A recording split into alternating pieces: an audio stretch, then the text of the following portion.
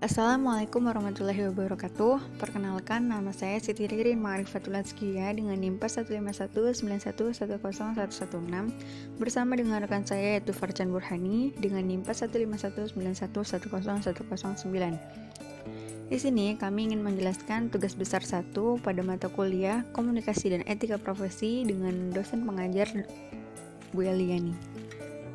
Kita akan membahas tentang etika profesi di bidang IT beserta ilustrasinya. Yang pertama akan dijelaskan oleh rekan saya. Etika profesi di bidang IT. Etika profesi merupakan sikap hidup berupa kesediaan untuk memberikan pelayanan profesional terhadap masyarakat dengan keterlibatan penuh dan keahlian sebagai pelayanan dalam rangka melaksanakan tugas. Kemudian ada prinsip etika profesi. Prinsip yang pertama ada tanggung jawab, di mana kesadaran manusia akan tingkah laku atau perbuatan, baik yang disengaja atau tidak disengaja. Semua tenaga kerja profesional harus bertanggung jawab terhadap pelaksanaan pekerjaan dan hasilnya.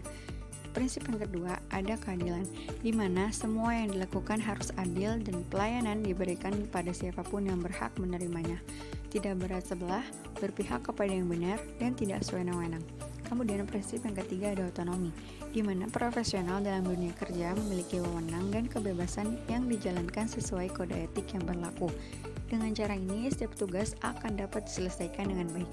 Kemudian prinsip yang keempat ada integritas moral, di mana kualitas kejujuran serta prinsip moral dalam diri seseorang yang harus dilakukan secara konsisten dalam menjalankan profesinya. Kode etik seorang profesional teknologi informasi atau TI.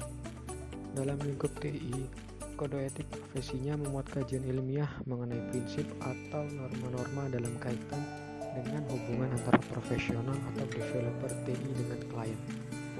Salah satu bentuk hubungan seorang profesional dengan klien atau jasa, misalnya pembuatan sebuah program aplikasi. Seorang profesional tidak dapat membuat program semuanya. Ada beberapa hal yang harus ia perhatikan, seperti untuk apa program tersebut nantinya digunakan oleh kliennya, atau user dapat menjamin keamanan atau security sistem kerja program aplikasi tersebut dari pihak-pihak yang dapat mengacaukan sistem kerjanya, misalnya hacker, cracker, dan lain-lain. Kemudian contoh ilustrasi etika profesi untuk seorang programmer.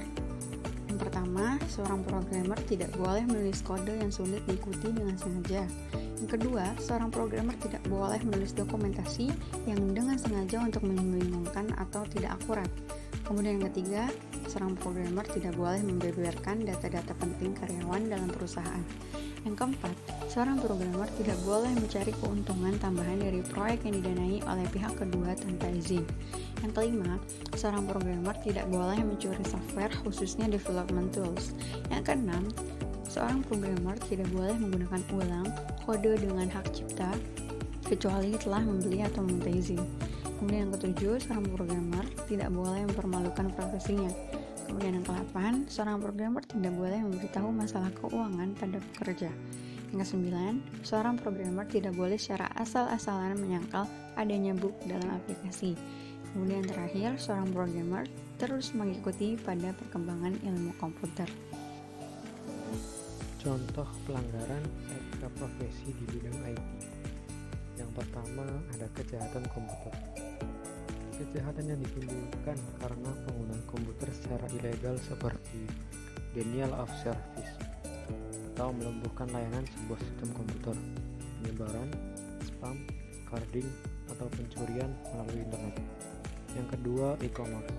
Perdagangan melalui internet atau e-commerce menghasilkan permasalahan baru seperti perlindungan konsumen, permasalahan kontrak transaksi, masalah pajak, dan kasus-kasus pemalsuan tanda tangan digital.